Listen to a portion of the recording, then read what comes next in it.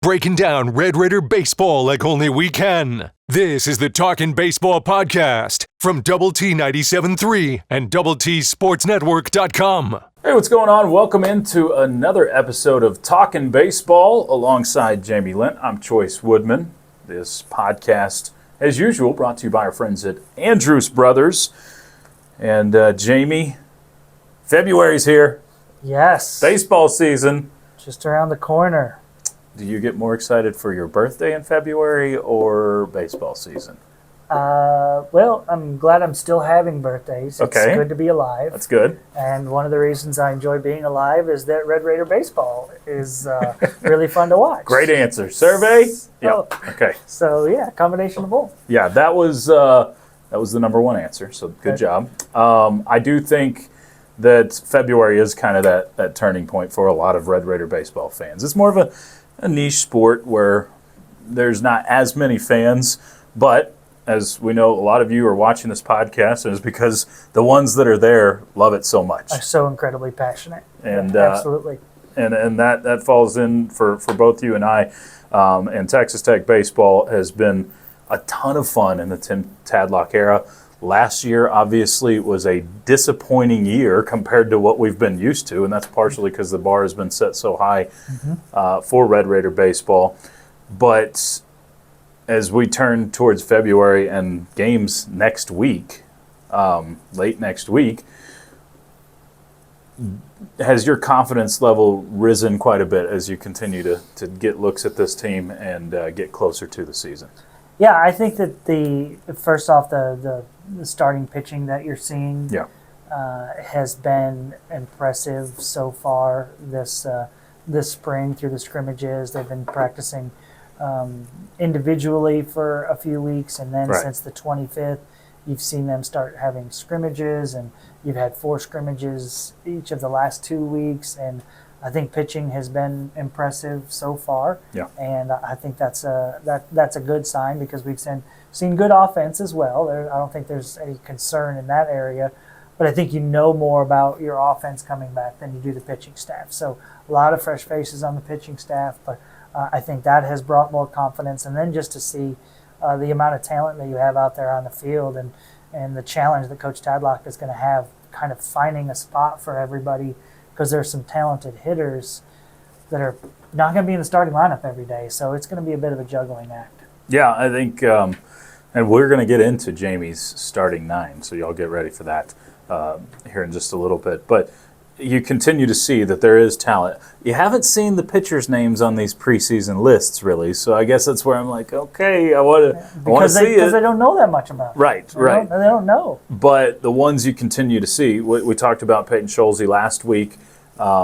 This past week, most recently, D1 Baseball continues to put out their top 50 at each position. You see TJ Pompey's name on the list for third base, and then you see at number 10 for second base, Damian Bravo. Will he play there? 4 scrimmages this week. I think Damian played second base 1 time. He's been primarily a right fielder for the Red Raiders at this point, and so it looks to me like Bravo is back to playing in the outfield, which is funny because Big 12 named him a first-team preseason outfielder. These other publications have him as an infielder. Anybody who saw the fall scrimmages saw that he played infield. He played second almost the entire Red and Black series. I think the entire Red and Black series. And you've heard Coach Tadlock, who's talked to some of these publications like D1 Baseball, about Bravo's ability to play second base. So I think that he could play there. I don't think him being back in the outfield for the majority of these scrimmages has anything to do with Damian not being good at second base. I think it's about trying to put your best 9 players on the field. And I think that when you're talking about that, the guys that are playing there the most right now, or at least did through this weekend, is Antonelli Salvatore, the junior college transfer. And this weekend, for the first time, we saw Peyton Schulze at second base. That's different. And so that is, again, let's try to get our best hitters on the field somewhere. And so it's going to be interesting to see. Again, I don't think Bravo has been unimpressive or they don't trust him at second base. I just think they feel like if they could put him in the outfield, they can get another good, solid hitting infielder in the lineup, and so that's what you're trying to do. Yeah. So, Jamie, something else for this baseball team as we look around at some odds, some college baseball odds out there. I know some people are into that, some aren't, but it's a good measuring stick for how Vegas views your team or the sports books view your team. I thought it was pretty interesting because you have your preseason Big 12 rankings, and then you can go by national championship odds for these other teams. TCU's the only one that Vegas kind of gives a real shot to win a national championship this year. That's not who was ranked number one in the Big 12 preseason poll. You have to go down quite a bit to find Oklahoma State and others. But the one, Arizona State is listed above Texas Tech. Tech is fifth best odds to win a national championship out of the Big 12. I think Arizona State's going to be a good team. They're going to be fun to watch. Yeah, Tech is somewhere in the 30-something range for overall, 37, I believe, according to FanDuel.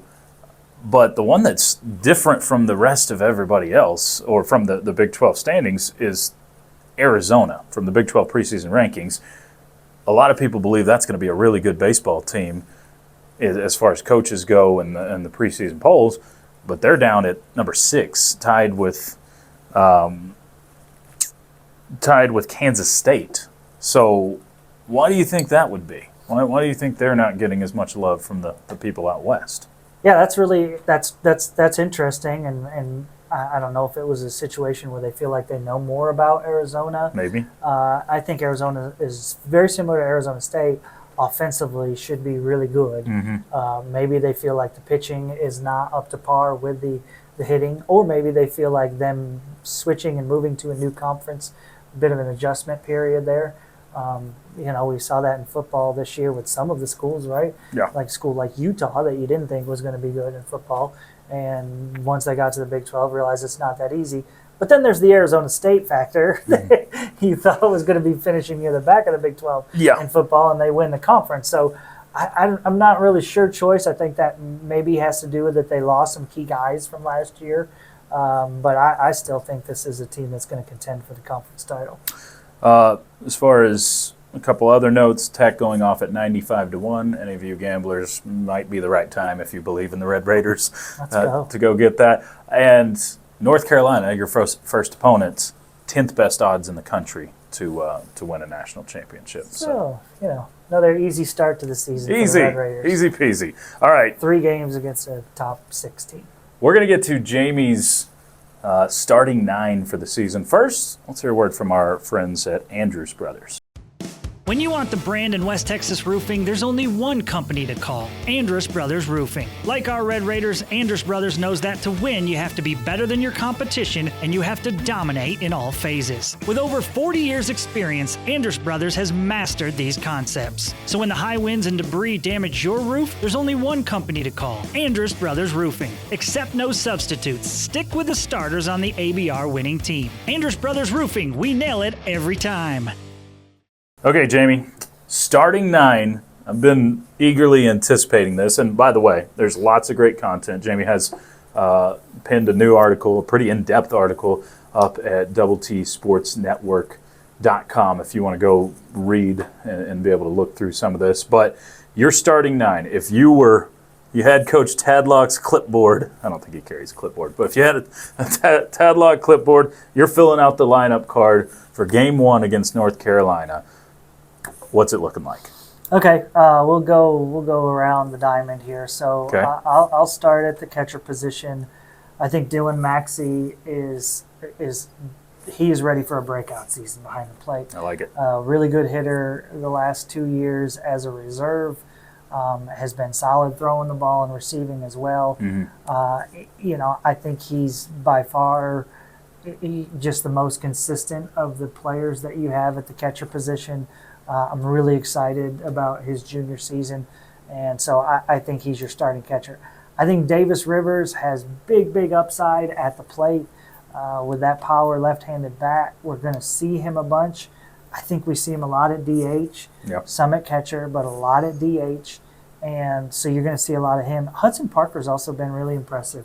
Behind the plate. We know as him being a pitcher previously, he's got a strong arm. Sure. His bat is good as well. So I think Hudson Parker will be in the mix as well. So maybe some of those times where Rivers is DHing and it's time for Maxey to have a day off, you might see Hudson Parker behind the plate. Fair. Dominic Archilla is a junior college transfer that's the fourth catcher for the Red Raiders, and I think he gives you depth if you need anyone, if anybody gets hurt and all that good stuff. But I think it's Dylan Maxey's job at the catching spot, and I think Davis Rivers. Sure. I know you didn't ask me for a DH, but I think Davis Rivers will be your starting DH a lot. Well, he's part of the starting nine. Yeah, So I think he'll be the starting DH a lot this season. Okay. Moving down to first base, it appears at this point that Robin Villanueva, the transfer from Tennessee, it looks like he has kind of won that job there at first base. This is a guy with major power. And as I've said before, I think he's the best defensive first baseman you've had since Eric Gutierrez. He can really feel this position, whether it's low throws that he scoops or whether it's diving to his right or his left. He's a great defensive player. Going to take away a lot of hits. Super excited about him. Peyton Schulze, I think, is the backup to him at first base. Okay, moving on to second base. We've talked about this a little bit already. Antonelli Salvatore, JUCO transfer, hits from the left side, kind of prototypical leadoff hitter that sees a lot of pitches, puts the ball in play a bunch. Not a guy that's going to hit a bunch of home runs, but he's going to hit the ball in the alleys. He can run. He puts pressure on a defense. Solid defensively. There's a lot there to like.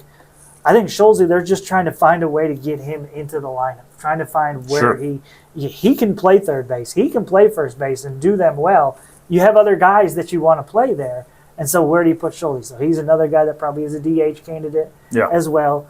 But I think he's in the mix there at second base. Maybe it's a platoon situation where you're playing, the left-handed hitting Salvatore against right-handed pitchers and vice versa for Schulze, who hits from the right side of the plate.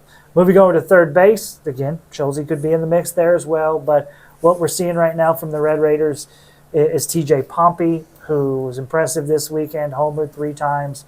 He's been solid with the glove over there at third. There's been a few throws that have been a little bit erratic, but he continues to look good at third base, and the bat has been really good, just continues to hit balls hard. So he's going to be in there a lot. Garrett Bame will be his backup. Bame's a guy, I think he's a sophomore and can really hit as well. So another candidate for the DH spot at times. Not as good defensively as Pompey, but so I think he's the backup there. But, I mean, that's a guy that can really swing it. So you want to see him get some ABs and get going. But he definitely provides some serious pop off the bench for the Red Raiders. So do you think Bame is slotted in as an infielder, or is there still any chance that he could play corner outfield? I haven't seen him do that in the spring. So I think in the fall they saw enough to say that now he needs to be in the infield, and and that's kind of where he'll be.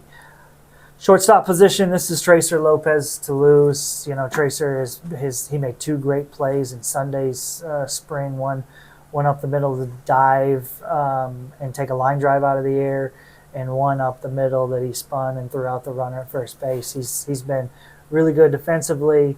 We need to see Tracer take that next step and hit for a higher average and cut down on the strikeouts and put the ball in play and use that great speed that he has on the base paths. So hopefully we'll get to see a little bit more of that moving forward. But Lopez has had a really good spring, and I think he's your everyday shortstop. Coleman Ryan's a freshman from Tomball, and he can really pick it as well at shortstop. And so he may come into games late and play defense, and wouldn't be shocked at all to see him come in, play short, and Lopez move to second when you went defensive at the end of a game. So Ryan can really play defense. I would say he's a little bit behind Lopez offensively, but he's a prospect for the future that Red Raider fans can look forward to. Moving to the outfield, I think left field, what we've seen for the most part is Logan Hughes, who's the transfer from Stetson. He can also play first base, but I think you'll see him out there in left field. I think this is a guy who could be a double-digit home run guy. He's solid defensively, not a blazer, but he just looks like a good baseball player. Yeah. And he hits righties and lefties pretty well, so I think he's your starting left fielder most of the time.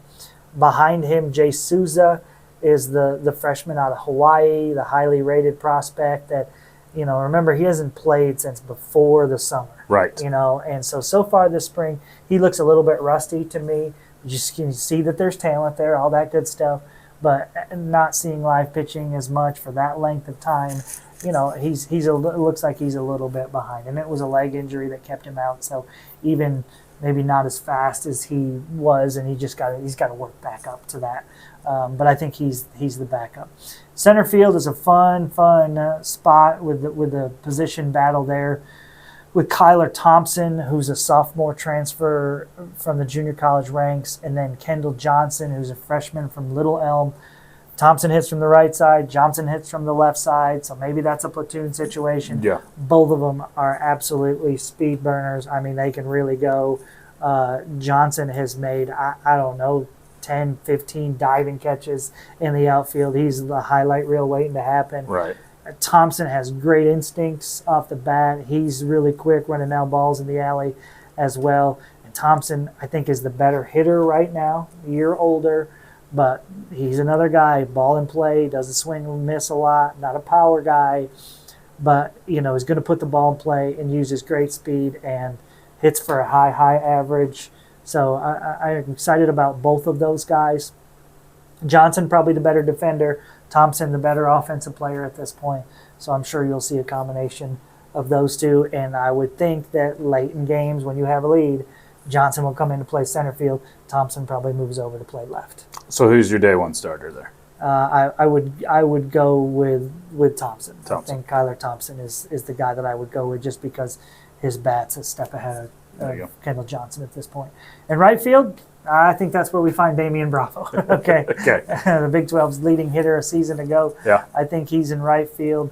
There's a freshman from Aledo, Ryan Jones, that's playing behind him. I think Souza could play over there, the corner outfield spot as well. Souza can play center field also. He's a good enough athlete. Sure. He can play all three positions. But Bravo has the right athleticism and the arm to play a really solid right field at Rip Griffin Park. And we all know how important his bat is to the lineup. So he's going to be out there more days than not. So that's what I got, Chois. That's pretty solid. We're a little bit less than 2 weeks away, and kind of trying to figure things out of where Coach Tadlock likes to play guys and where he's trying to fit guys in. And it looks like, to me, that's where he's leaning at this point.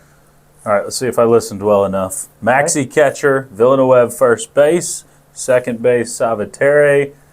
You'll have Pompey at third, Lopez at short. Logan Hughes, your starter in left field.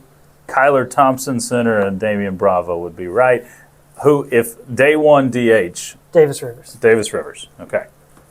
Left, but that could be a lefty righty, whoever you're facing. And if it's a lefty, then maybe it's Peyton Schultz. Right. Yeah. So, which would be kind of crazy. Peyton Schultz, he's not in your starting lineup the first day, but as good of a prospect as he is. 320 something last year with 10 homers for Cal. He's love his veteran leadership that he shows out there. Sure. I think he's going to be playing a lot. So, and that may be a situation, the same thing at second base, where if it's a left-hander, sure, Schulze can be. Yeah, then it's maybe Schulze and not Salvatore. But again, just a lot goes into these things. It's not like you put one starting nine out there and it stays. We know the pitcher changes every day, but it doesn't stay. Guys need rest, and so that's the thing. Coach Tadlock's going to have to figure out how to mesh these guys together and give guys days off and keep these quality bats, getting them some ABs. So maybe that means one guy starts and you switch to the other guy partway through the game when a reliever comes in. I'm not sure, but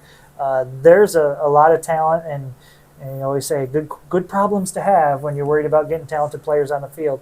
That's the way this lineup feels right now. And depth, obviously, a good problem to have. Yes, absolutely. Like you said, it is something you want to deal with because that means you've got a lot of good bats in the lineup in this particular situation. All right, one more question regarding that lineup for you. Of those 9 guys you list, who are the one or two that you would write it in Sharpie? Like you're very confident in those picks.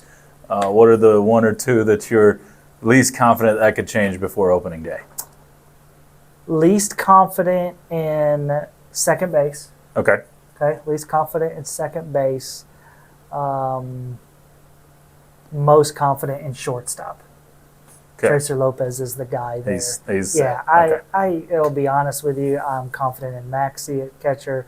I'm confident in Pompey at There's third. a lot that you could. Yeah, I mean Bravo and Wright. There's a lot to be confident in, but I just think the gap between Lopez and his backup Coleman Ryan is larger there than any other position. Now and that's not to slight Coleman Ryan. I just think you want a veteran shortstop, and Tracer Lopez is that. It doesn't happen every single year, but it sure seems like Tim Tadlock, throws a curveball out on opening day every year and says, "Whoa, didn't see that guy starting there." Coming, yeah. He didn't. He hardly played there in the fall or in the spring at all. But I guess they already knew what they had there. Yeah, So I just feel like they tried out so many different things in the fall. Sure. Tried out so many different scenarios that it leads you to believe they got the, Coach Tadlock likes to refer to fact-finding missions. Yeah.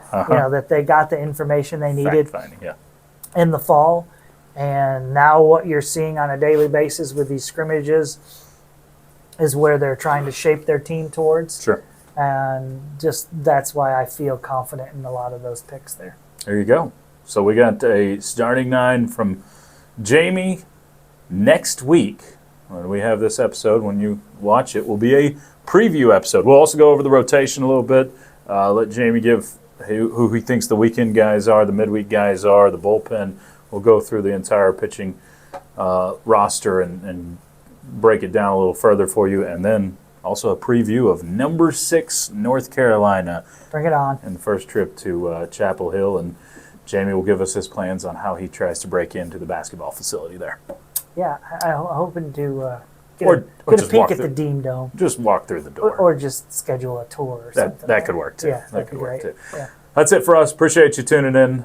Make sure you hit that like button, subscribe, and we'll talk to you next time. For Jamie, I'm Chois. It's been Talkin Baseball, part of the Double T Sports Network. Breaking down Red Raider baseball like only we can. This is the Talkin Baseball podcast from Double T 97.3 and DoubleTSportsNetwork.com.